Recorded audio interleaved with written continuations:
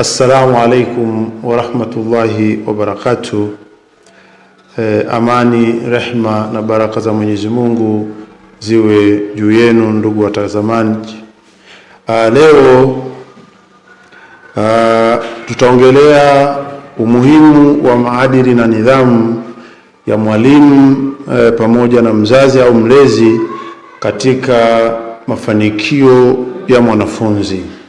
Katika mada ya leo tunataka tuone nidhamu ya mwalimu pamoja na nidhamu ya mzazi, namna gani inavyoweza kumsaidia mwanafunzi ili aweze kupata mafanikio.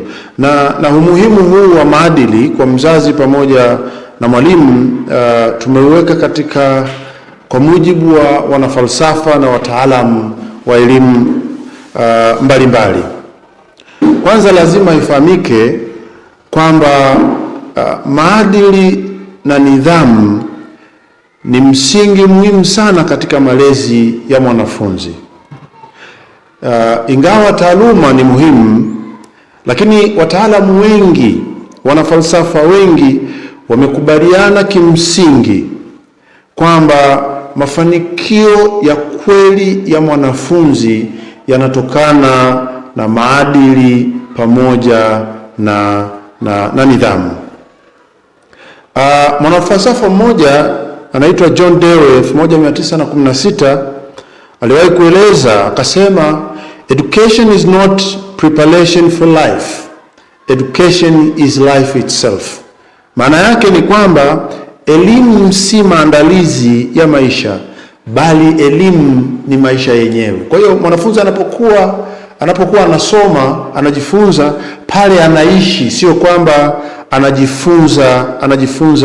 anajifunza maisha. Hivyo wale wanaoishi naye, yani akiwa shuleni, mwalimu anayeishi naye lazima awe na maadili mazuri, awe na nidhamu, na kule nyumbani anakorudi lazima mzazi awe na maadili pia na nidhamu. Maana yake anaishi maisha yale, anajifunza maisha yale, na hata akiwa mtu mkubwa ataishi maisha hayo.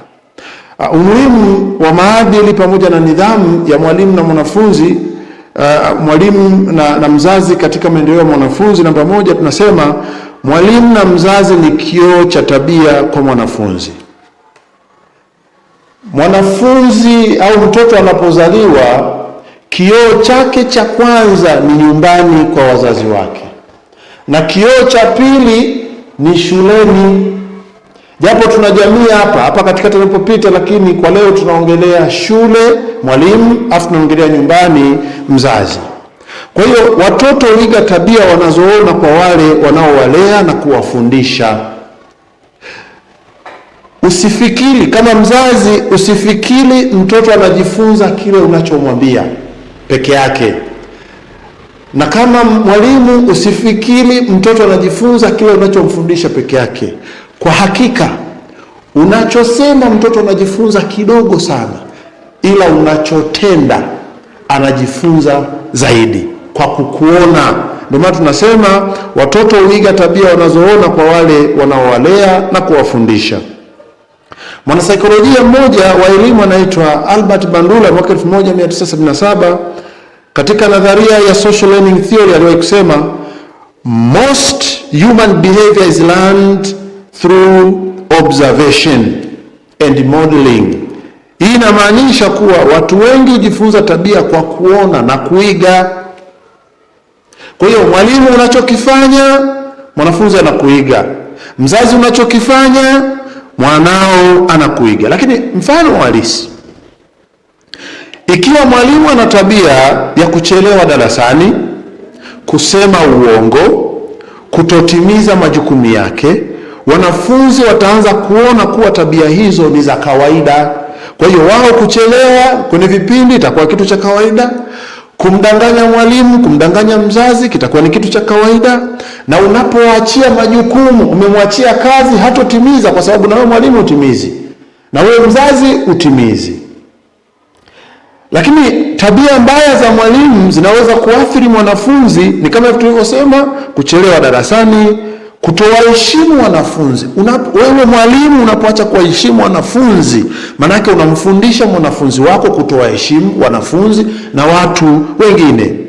Lakini wewe mwalimu unapotumia lugha chafu, manake unamfundisha mwanafunzi kwamba lugha chafu ni sehemu ya maisha yako. Wewe mwalimu unapokuwa mbaguzi kwa wanafunzi wengine, kuna wanafunzi unawabagua, kuna wanafunzi unawapendelea, wanafunzi hao wanaona ubaguzi ni sehemu ya maisha na ni jambo zuri kwa sababu mwalimu wangu analifanya. Kwa hiyo wewe mwalimu, kwa mfano, unapokea rushwa, unamfundisha mwanafunzi huyu kwamba rushwa ni sehemu ya maisha.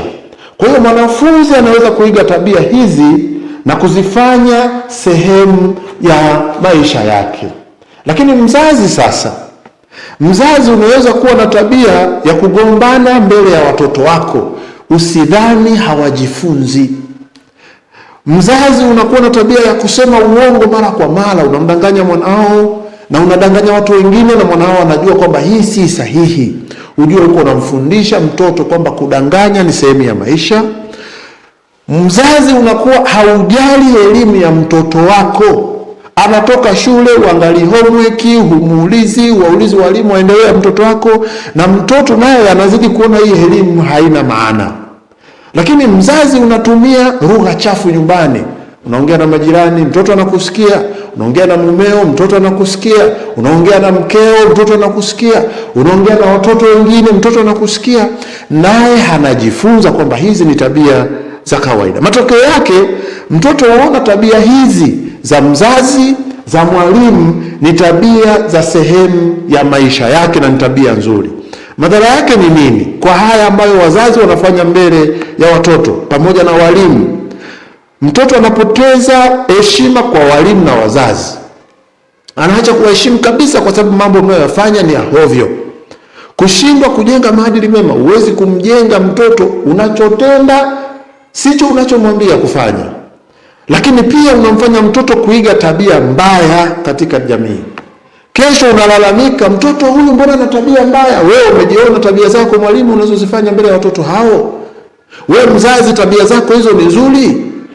Na bahati nzuri wazazi wengi tunapenda watoto wawe na tabia nzuri kuliko sisi. Ukimuuliza mzazi hapa, ni mzazi gani anatamani mtoto wake awe na tabia kama alizonazo?